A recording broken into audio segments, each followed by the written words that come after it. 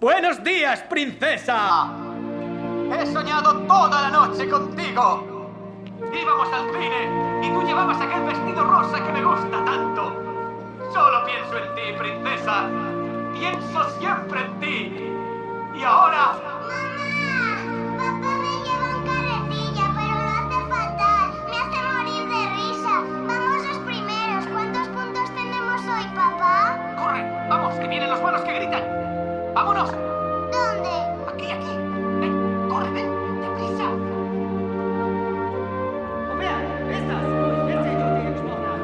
No lo sé, yo tengo que llevar esta carretilla a la fundición. Años 40, ciudad de Viena. Viktor Frankl comenzaba a despuntar como un profesional prestigioso, bien posicionado en los círculos médicos y académicos y empezando a despegar con su prometedora clínica privada.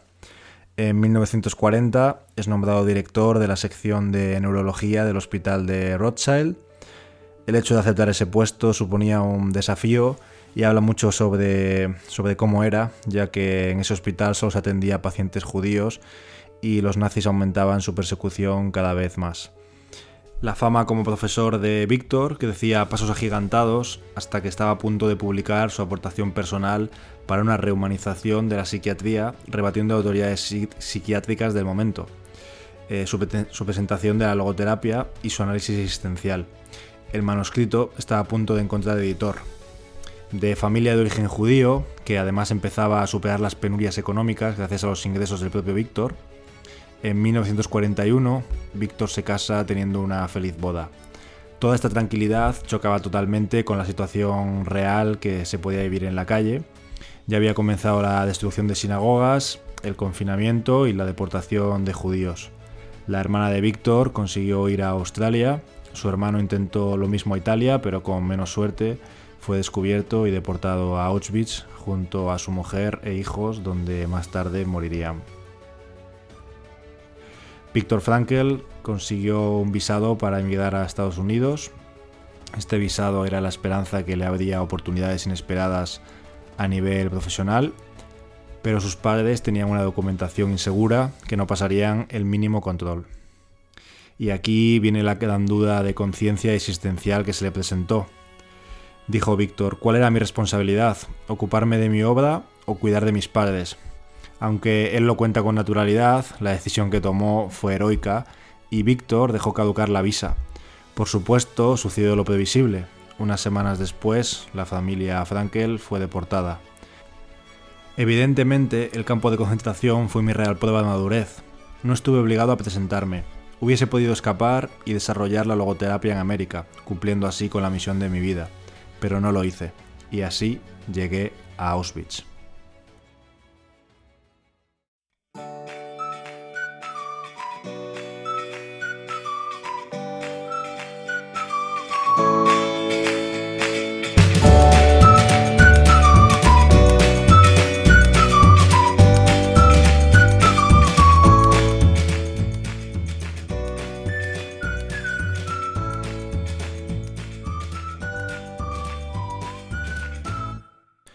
Hola a todos y a todas, yo soy como siempre Carlos Martínez y hoy voy a hablar e intentar hacer una revisión del libro El hombre en busca de sentido.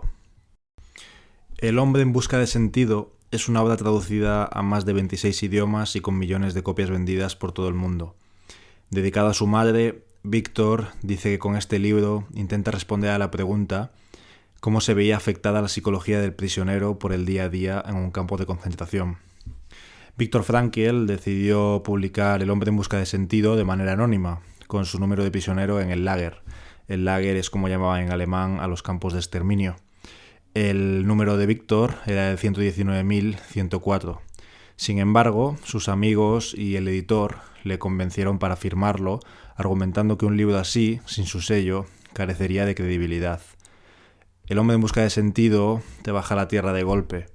Me ha costado mucho elegir de manera subjetiva los mejores momentos del libro para así contar las conclusiones y enseñanzas de Viktor desde sus propias experiencias, que bajo mi punto de vista es lo realmente interesante e impactante. Frankl divide el libro en dos partes. La primera, llamada Un psicólogo en un campo de concentración, y una segunda parte, que es una pequeña aproximación a la logoterapia creada por él mismo, de la cual no hablaremos en este episodio de hoy, pero que me reservo para posibles próximos episodios porque, en mi opinión, tiene unas aplicaciones brutales. Antes de incluso empezar con la historia, surge esta reflexión. Los mejores no regresaron. Y es que en esa situación, según Frankel, sobrevivían en general los prisioneros que, endurecidos tras años de deambular por distintos campos, habían perdido todos los escrúpulos en su lucha por sobrevivir. Y es que no había demasiado tiempo para consideraciones morales o éticas, solamente un pensamiento obsesivo, seguir vivos para poder volver con la familia o salvar a un amigo. Ya lo dijo Confucio, un hombre sano quiere 10.000 cosas, un hombre enfermo solo quiere una.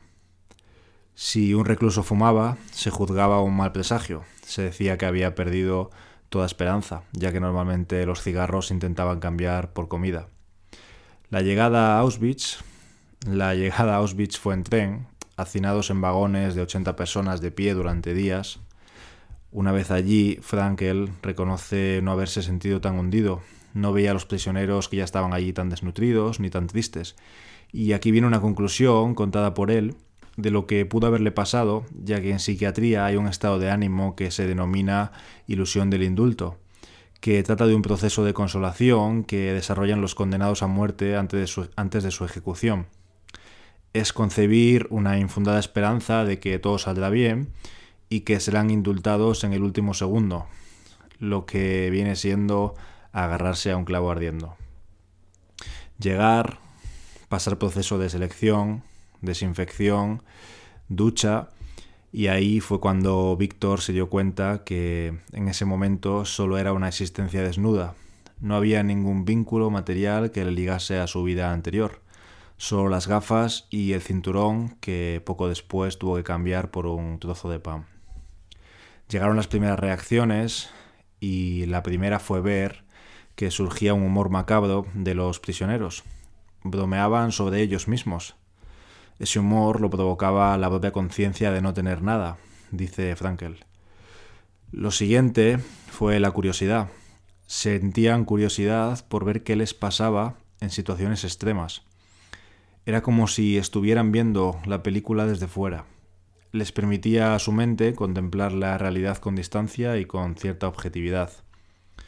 Los médicos del grupo de prisioneros, entre los que se encontraba Frankel, estaban muy sorprendidos al comprobar las falsedades de los libros de medicina, que si el hombre necesita para sobrevivir X horas de sueño al día, que si con estas condiciones no se puede, todo mentira. Con infames condiciones de dormir 9 personas en 2,5 metros de tablas sin mantas, sin almohadas, concilian el sueño durante horas que además les producía alivio y olvido. Hay más sobre la capacidad del aguante del ser humano. No se lavaban los dientes en ningún momento y tenían las encías mejor que nunca. Medio año con la misma camisa, si es que se podía llamar camisa. Las cañerías se lavan con el frío y estaban días sin lavarse en ninguna parte del cuerpo y las heridas y llagas no se abrían. Un prisionero que antes de llegar allí tenía el sueño ligero y no conseguía dormir si había el más mínimo ruido, de repente ahora dormía profundamente y muy plácidamente con un compañero apretujado a su lado y roncándole al oído. Frankel asintía y confirmaba la afirmación del escritor ruso Dostoyevsky. Sí, el hombre puede acostumbrarse a todo, pero no nos pregunte cómo. Cuenta Víctor cómo un amigo suyo, que llevaba semanas en el campo, les dio el siguiente consejo: afeitaros y manteneros erguidos para parecer más jóvenes. Si tenéis una llaga en el pie, no cogéis. Aparentad capacidad de trabajo y no os mandarán a la cámara de gas.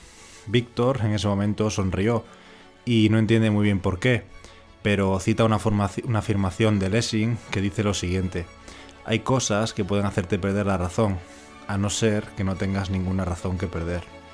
En una situación anormal, una reacción anormal constituye una conducta normal.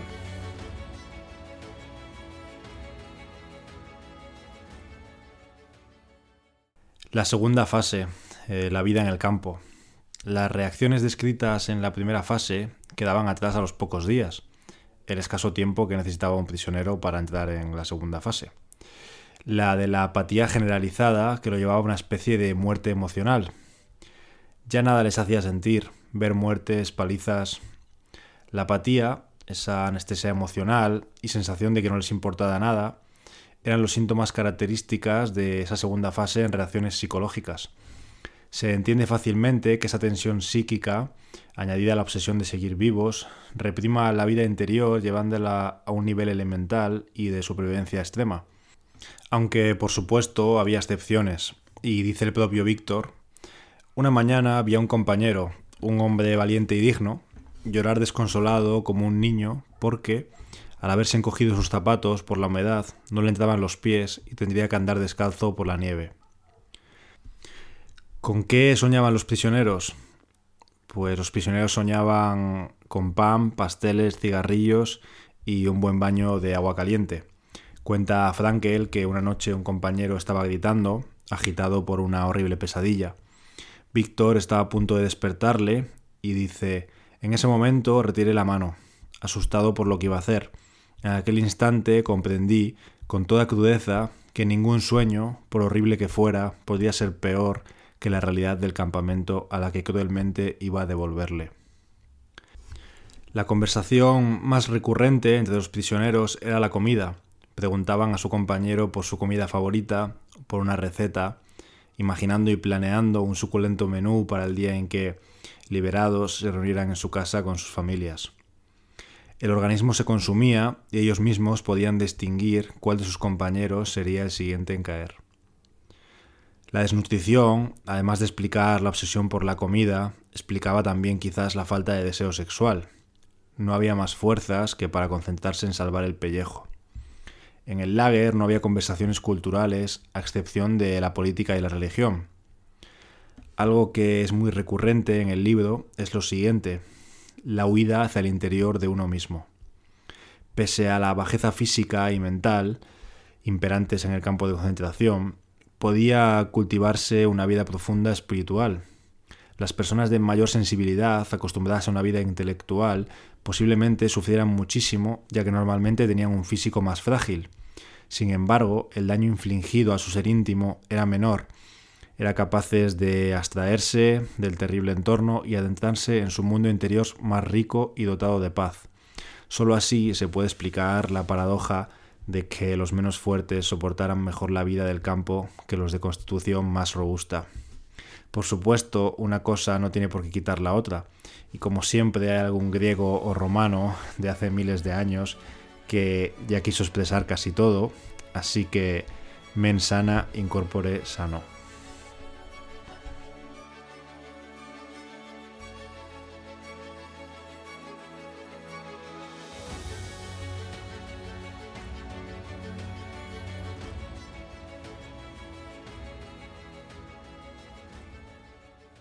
Cuando todo se ha perdido.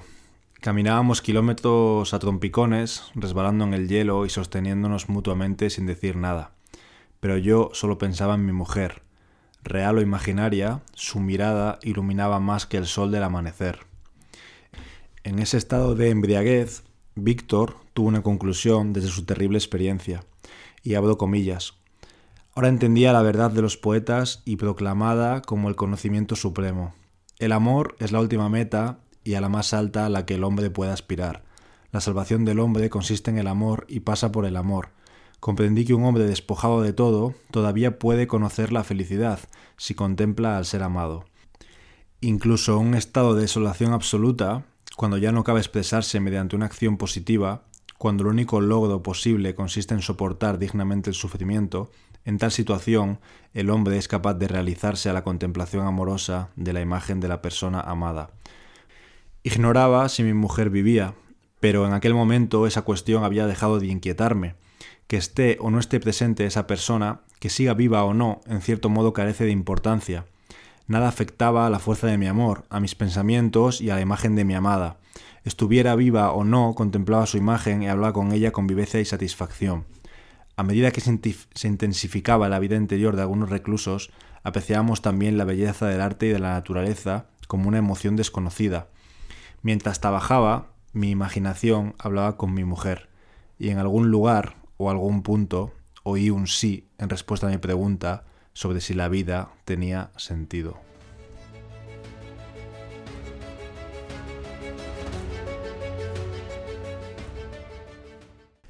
Un apunte buenísimo es el siguiente, y es que los reclusos intentaban desarrollar el sentido del humor y ver la realidad bajo una luz humorística.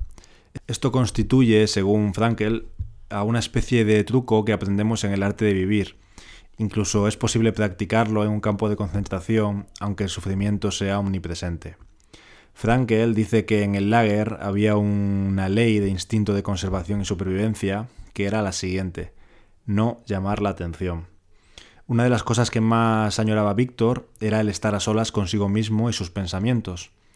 Antes de su internamiento, Frankl tenía una creencia y decía que tras 5 o 10 años una persona estaba en condiciones de saber si algo le había favorecido o no en la vida.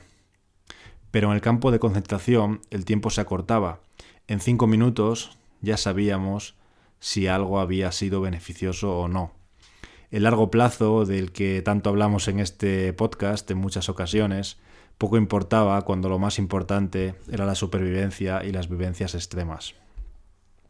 A pesar de estar en el lager, Frankl habla de una libertad interior, y para él la experiencia de la vida en el campo de concentración demuestra que el hombre mantiene su capacidad de elección. Los supervivientes de los campos todavía recuerdan a los hombres que iban a los barracones a consolar a los demás o a ofrecerles su último trozo de pan. Quizá no fueran muchos, pero esos pocos son una muestra irrefutable de que al hombre se le puede arrebatar todo menos una cosa: la libertad humana. La libre elección personal ante las circunstancias, elegir el propio camino, ser tú mismo. Precisamente esa libertad interior, que nadie puede arrebatar, confiere a la vida intención y sentido. Hay varias formas de vida. Hay vidas activas donde el hombre desempeña un trabajo que le proporciona valores creativos. Hay vidas pasivas o contemplativas donde también existe la posibilidad de hallar la plenitud al experimentar la belleza, el arte o la naturaleza. Pero independientemente de si tienes una u otra o ninguna de estas, también atesoran sentido vidas exentas de creación o contemplación. Una vida que solo admita una única capacidad de respuesta: la actitud de mantenerse erguido ante su inexorable destino. La actitud con la que alguien acepta su destino y el sufrimiento que éste conlleva, la forma en la que carga con las adversidades, puede dotar de sentido profundo a su vida. Frankl dice que alcanzar metas morales tan altas está reservado a pocas personas. De entre los prisioneros, solo unos pocos conservaron esa fortaleza y fueron capaces de aprovechar los atroces sufrimientos para lograr una madurez interior. Víctor en una ocasión leyó una carta de un joven enfermo a un amigo. En ella le comunicaba que no le quedaba mucho tiempo de vida, que ni siquiera una intervención quirúrgica podría ya salvarlo. Continuaba recordando una película que había visto en el que el protagonista encaraba la muerte con dignidad y coraje. Y en ese entonces él pensaba en el privilegio que suponía enfrentarse a la muerte con esa dignidad, y ahora el destino le brindaba una oportunidad semejante. Quizá todos nosotros tengamos recuerdos de películas donde esto sucede y nos ponemos en la piel del personaje, y donde pensamos qué gran hombre y qué gran destino el morir de esa manera, pero al salir del cine todos esos pensamientos se olvidan. Otra anécdota cuenta que en el lager una joven sabía que iba a morir en unos días. No obstante, se mostraba serena e incluso animada. Estoy agradecida de que el destino se haya mostrado tan cruel conmigo. En mi vida anterior fui una niña consentida y no tomaba en serio mis deberes espirituales, le dijo a Víctor señalando por la ventana. Ese árbol es mi único amigo que me queda en esta soledad. A menudo hablo con el árbol. Frankl no daba crédito y no sabía cómo interpretar sus palabras o si sufría alucinaciones, y le preguntó si el árbol le contestaba. Sí, me contesta. ¿Y qué te dice? Estoy aquí, yo soy la vida eterna.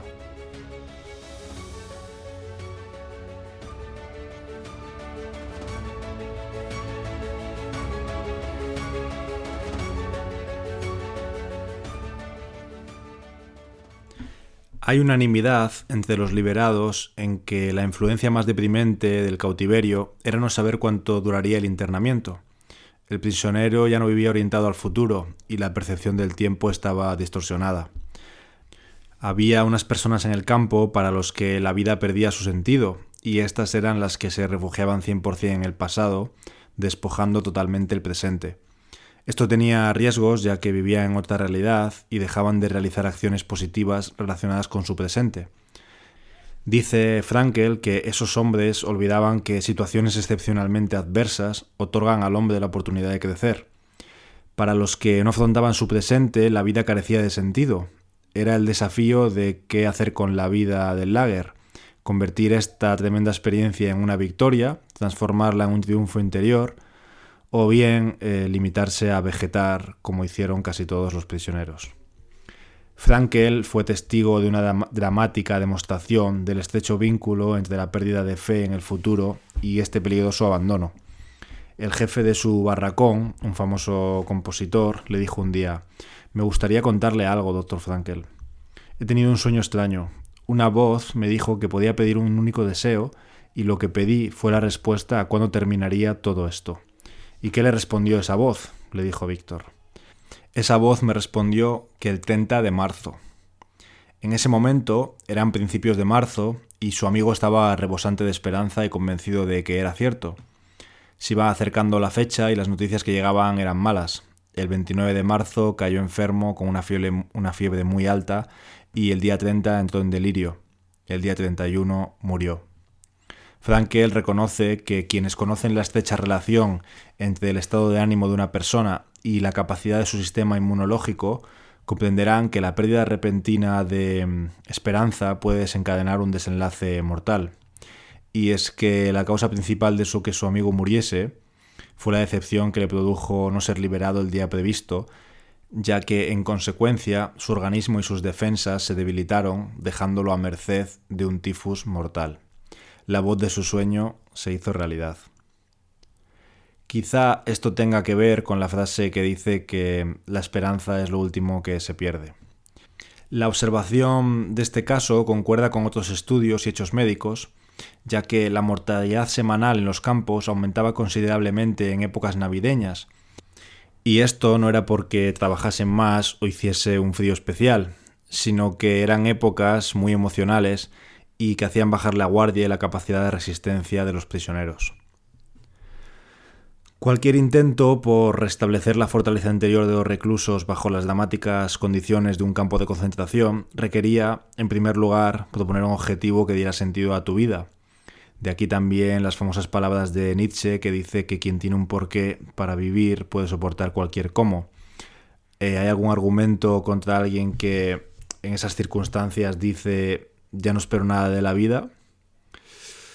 Nunca se podrá responder a la pregunta sobre el sentido de la vida con afirmaciones absolutas, pero una posible respuesta puede ser aprender por nosotros mismos que no importa lo que esperemos de la vida, pero sí que importa lo que la vida espera de nosotros.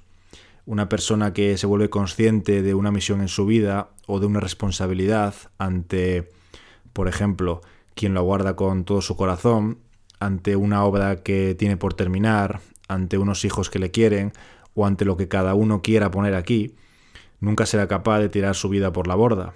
Conoce tu porqué y podrás soportar casi cualquier cómo. Víctor dice que con lo visto en el campo y con lo expuesto hasta ahora, puede concluir que solo hay dos razas de hombres en el mundo, los decentes y los indecentes. Ambas se mezclan en todas partes y en todas las capas sociales. ¿Qué es en realidad el hombre? Es el ser que siempre decide lo que es quien ha inventado la cámara de gas, pero también es el que se ha adentrado en ellas con paso firme y valiente, acordándose de los suyos.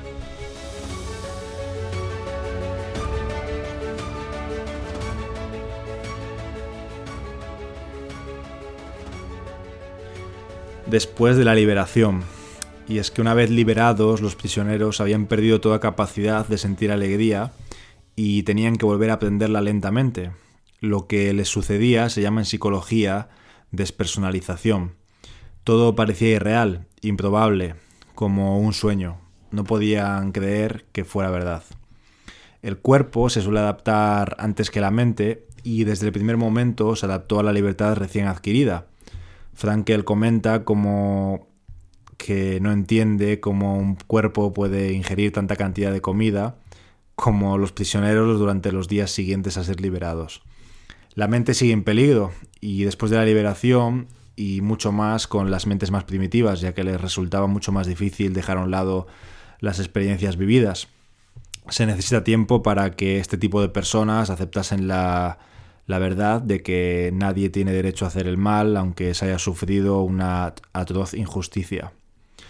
Al volver la vista atrás, los prisioneros les resultaba imposible comprender cómo consiguieron soportar todo aquello. Dice Frankl, para terminar: hemos de reconocer que salir de aquel mundo ignominioso y volver al calor del hogar producía una maravillosa sensación de fortaleza interior. Tras haber soportado increíbles sufrimientos, ya no había nada a lo que temer. De las múltiples enseñanzas de Víctor y sus experiencias, para intentar resumir, me voy a quedar con estas 3. 1. El hombre puede soportar y aguantar más de lo que creemos. 2. Cuando ya no podemos cambiar una situación, tenemos el desafío de cambiarnos a nosotros mismos. Y 3. Tengo un por qué vivir y soportarás ese cómo.